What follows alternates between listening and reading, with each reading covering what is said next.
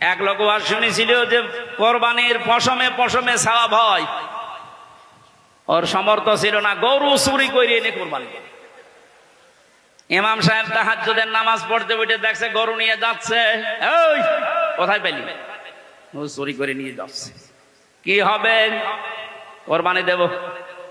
কোরবানি দেবে তাও চুরি করে, বেশি চিল্লাবেন না, আপনার ফতোয়ায় আমি পালন করছি। গত সময় আপনি বললেন যে কোরবানি দিলে এরকম এরকম সওয়াব হয়, প্রতি পশমে পশমে নাকি। আমার তো উপায় নেই, সামর্থ্য নেই, করব কি? সওয়াব থেকে বঞ্চিত হতে পারবো না, চুরি করে নিয়ে আসলাম গরু। কালকে সকালে কোরবানি জবাই করব।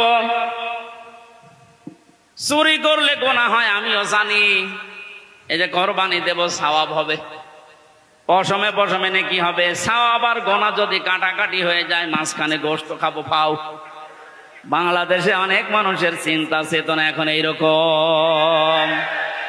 500টা ফরজ বিধান আমল, এর 499টা করে, আর একটা কথা শুনলে তখন জঙ্গি, জিহাদ, রাজাকার, উল্টাপাল্টা নাম দেয়।